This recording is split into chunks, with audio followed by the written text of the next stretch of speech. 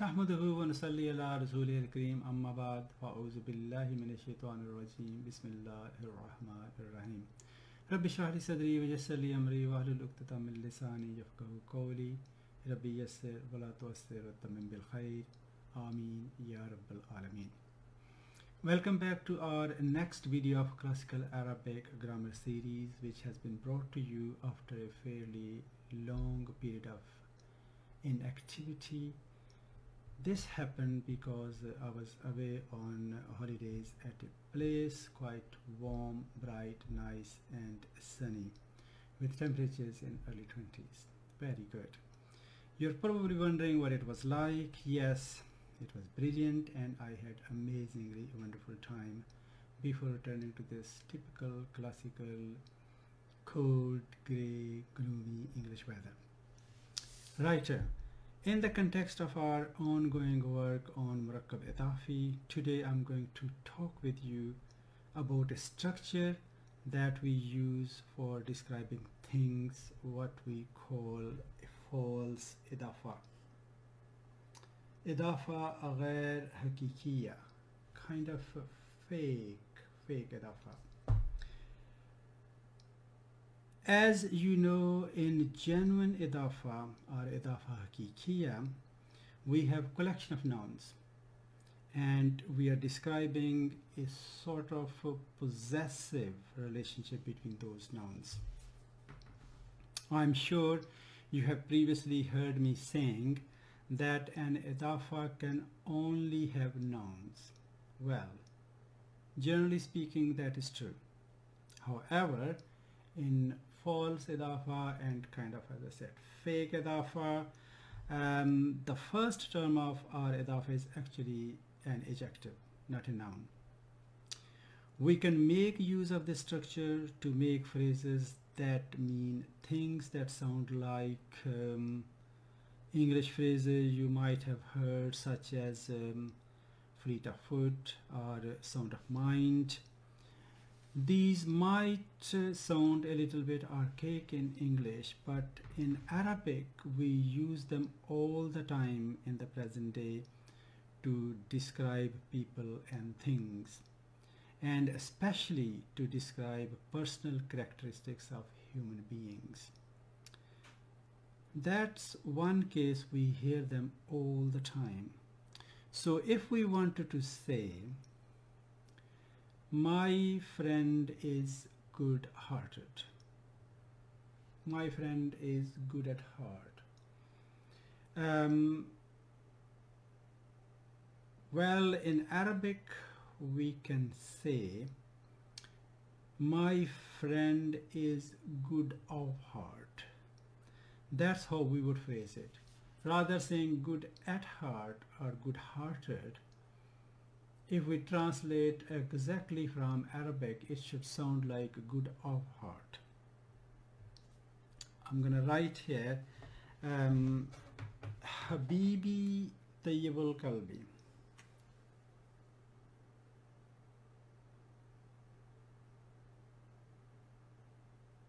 Habibi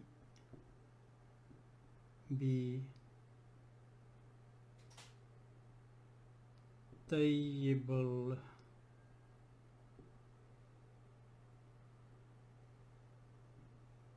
Kalbi.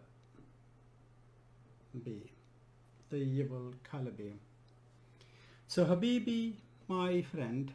Habibun is friend, male friend. Habibatun will be feminine. So Habibun will, because this is mudaf and mudaf ilayh, so this is real idafa, by the way. So Habibu becomes because of ya Habibi. So my friend, Tayyibul Kalbi, Tayyib of heart, good of heart. So the only difference between this and real idafa is that Tayyib is an adjective. It's a characteristic, it's a quality, it's an attribute. It's a word which we use for describing things, for describing people. And we are saying Tayyibul Kalbi, good of heart. Otherwise, this makes exactly like real idafa. This is, for example, is basically real idafa. And if we analyze this, this is mudaf, mudaf, and this is ya mutkallam is mudaf ilayh. They combine to make mubtada. There we go. And this is mudaf again, which is part of false idafa. And mudaf ilayh, as it is always majroor, and these combine to make khabar, and mubtada and khabar combine to make jumla, okay, jumla ismiya khabariya.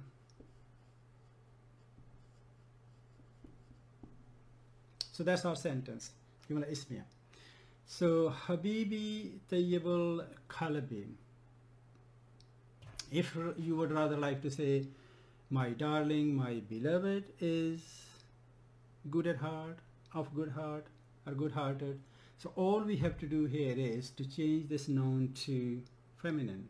So Habiba, Habibati, Bati, ta will come here, and this will become Tayyibatu.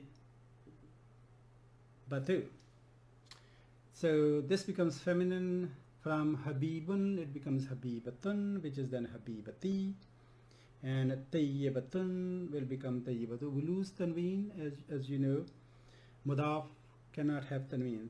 So Tayyibatul Kalbi, my darling is good of heart. That's what we're saying.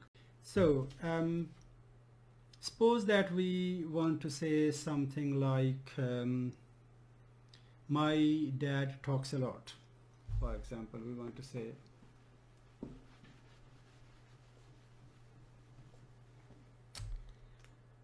my dad talks a lot.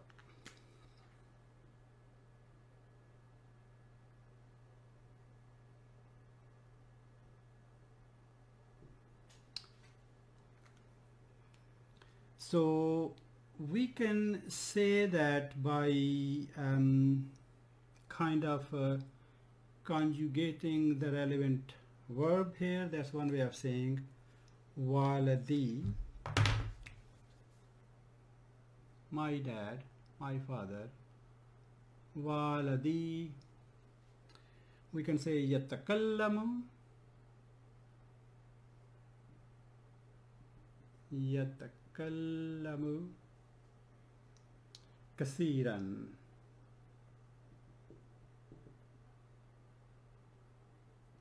kasiran. Takallama, yatakallamu, to talk, to speak. So we've conjugated the verb that way, and yatakallamu, he speaks, kasiran, a lot. And when we add this here as a prefix, waladi, my dad speaks a lot, talks a lot. That's one way of saying it. But we can also say in Arabic, which in English may mean that my father is much of speech, much of a speech. So in that case we will write, or we will say waladi, waladi kasirul kalami.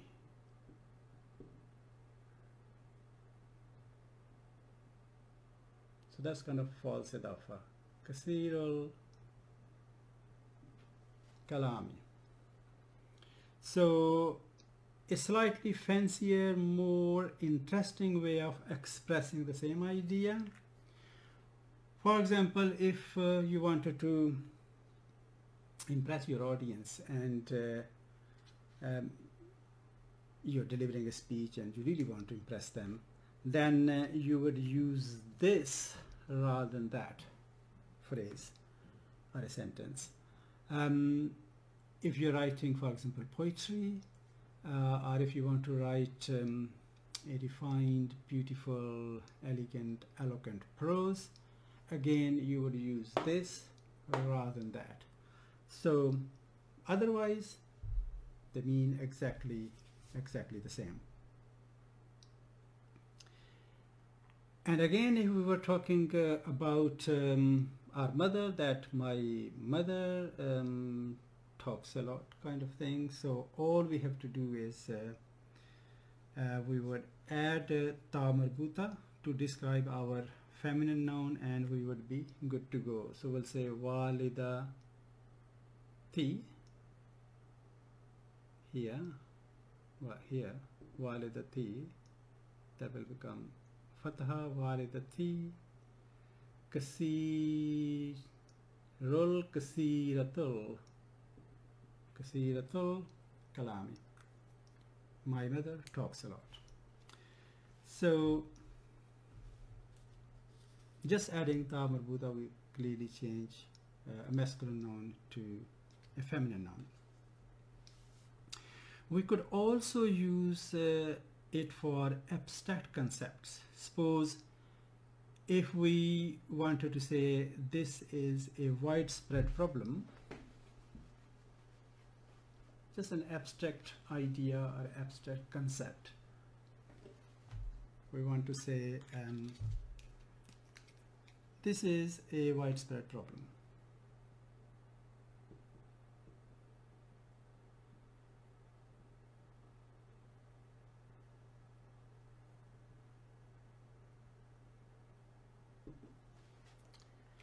So we would say this is haza, but problem is feminine in Arabic, so we'll say hazihi. Hazihi. This problem, mushkilatu. Mushkilatu. Hazihi mushkilatu. And now what we want to say is we have to say widespread. So in Arabic term, in Arabic point of view, from Arabic point of view, that will be kind of sounding wide of spread. We can use a masdar here, a relevant masdar. For example, we'll say hazihi mushkilatu wasi'atu.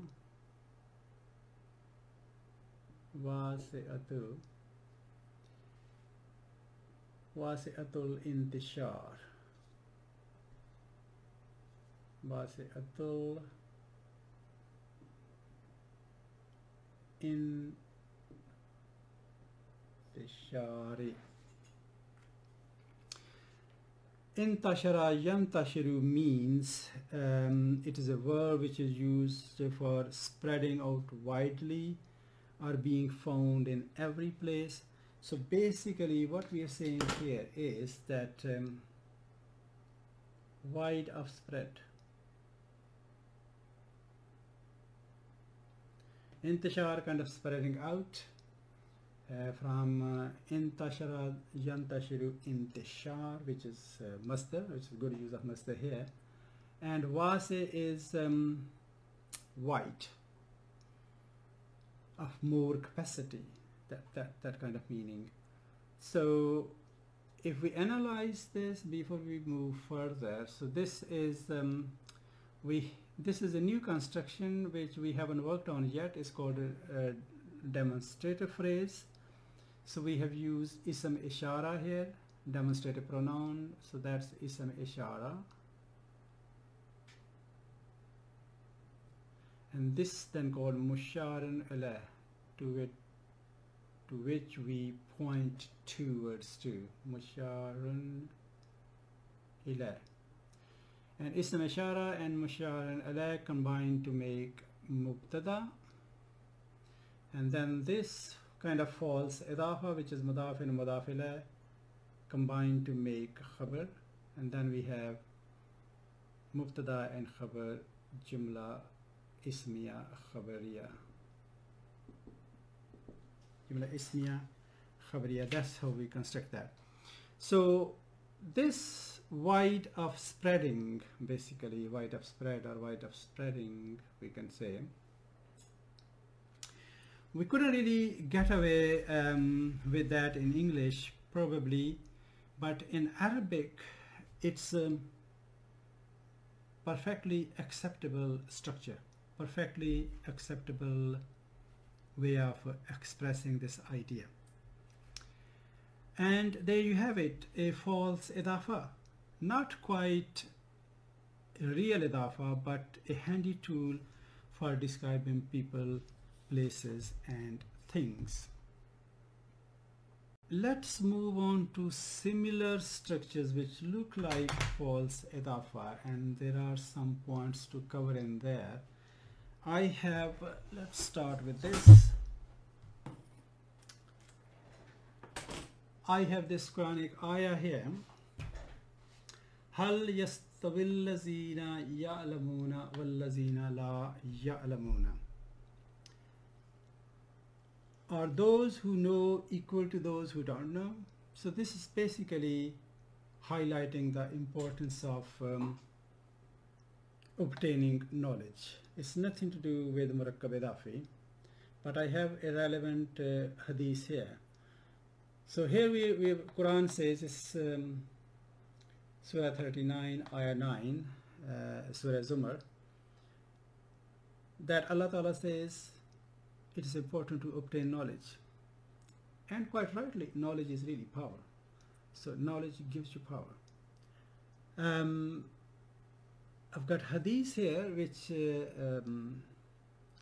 we're all, I think, familiar with, all of us. Talabul ilmi faridatun ala kulli muslimin.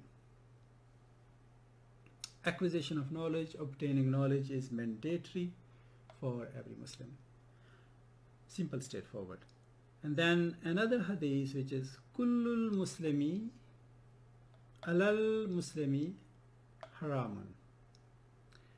All the things of a Muslim are inviolable for a brother Muslim. Damuhu, his blood, maluhu, his wealth, irduhu, and his honor. So I want you to focus on translation is simple, straightforward, there's no problem there. I would like you to focus on these two constructions here, kulli muslimin and kullul muslimin.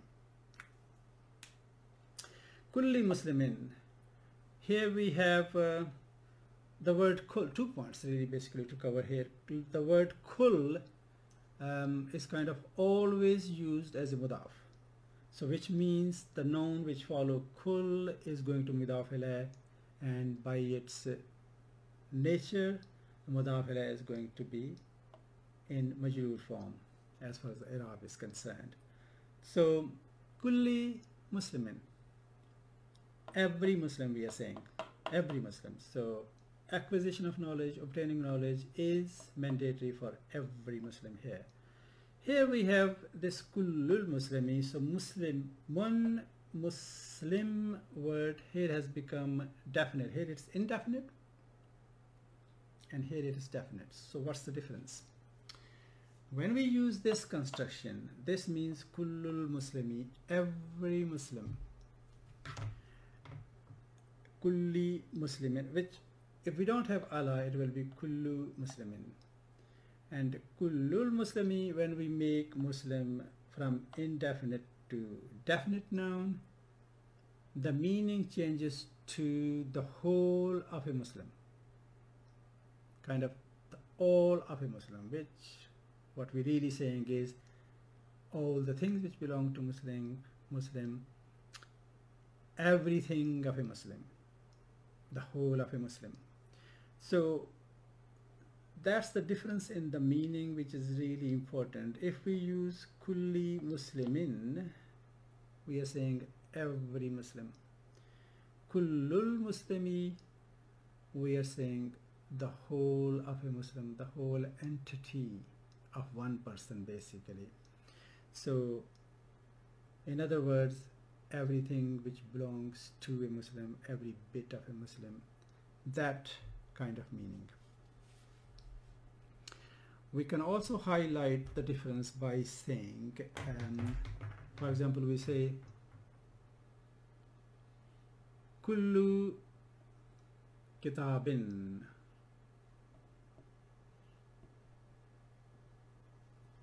every book.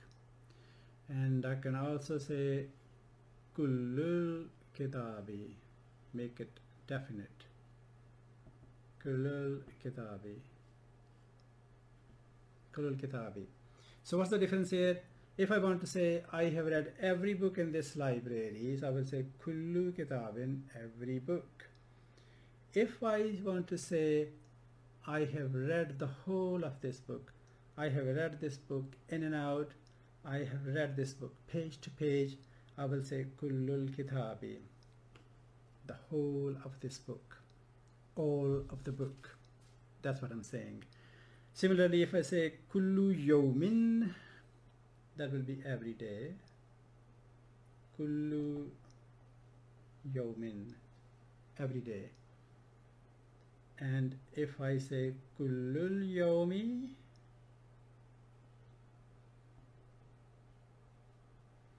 that will mean the whole day. One day, but the whole of that. And here we are saying every day. We can also say, for example, every student. So we'll say kullu talibin, every student. Kullu talibin, every student. If we want to say all the students, we will make this plural. So that will become kullul tullabi, kullu tullabi, this sun letter, kullu tullabi, all the students, every student, all the students. However, if we want to say the whole of a student, which means all the things which belong to a student, so we'll make this definite. Kullu talibi,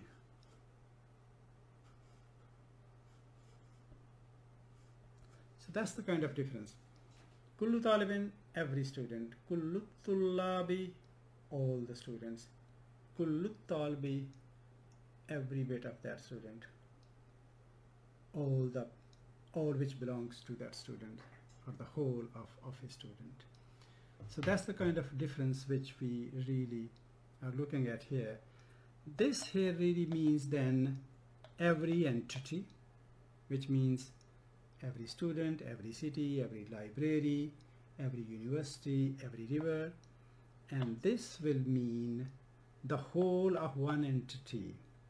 So the whole student, the whole city, the whole library, the whole university, the whole river. So that's kind of difference between these constructions. There are other words which are used similar to kull. Just a few more examples. They're used similarly. For example, if we want to say some students will say baad, word baad. Used similarly to kull. Baad tullabi.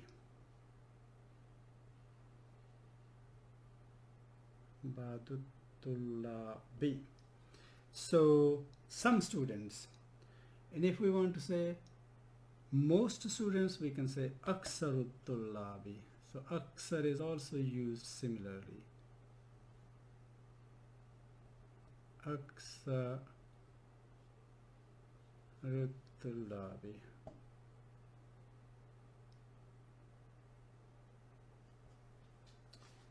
Some students, most students.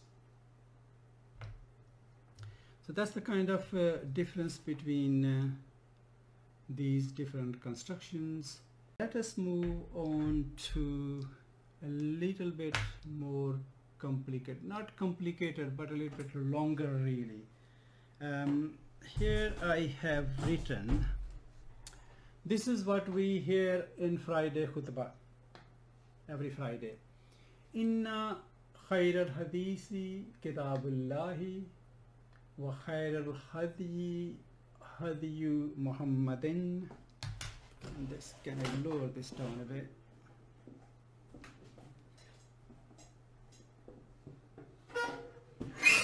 Yes, I can. Okay. Here we go. So, Inna khayra hadisi kitabullahi wa khayra al-hadiyi hadiyu Muhammadin. So what we're basically saying here is that the best word is Book of Allah, wa khayra al-hadiyi hadiyu Muhammadin, and the best guidance is the guidance of Muhammad sallallahu alaihi wasallam, and the opposite of khair is shar, wa shar al-umuri muhtasatuha.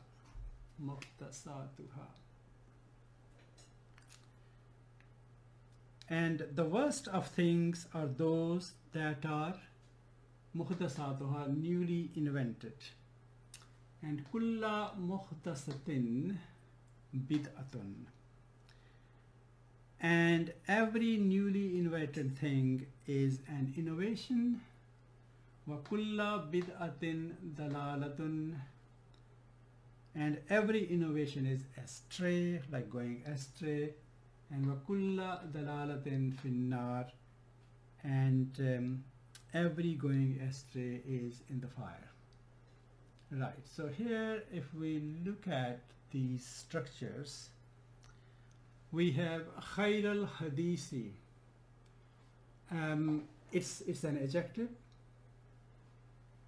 Khayr is a superlative degree, basically. If we want to say, for example, we can say good, we can say better, or we can say best. So this is equivalent to best. So khayr al-hadisi, which is basically best of kind of word. What we were describing really is the best word. So the best word is Kitabullahi, Allah's book. So this is kind of false idafa, and this is real idafa. Similarly, khair al-hadiyi, false idafa, hadiyu wa khair al-hadiyi hadiyu Muhammadin. And Bashar al-Amuri is false idafa. The worst, kind of the worst of the things, or the worst things. And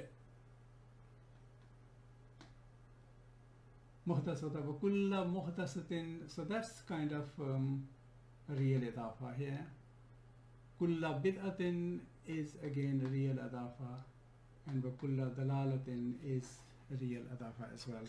So we've got combination of false idafa and real idafa in these verses. I've got another example from Quran, which is about Arhamur Rahimin. So Arhamu is again an kind of adjective.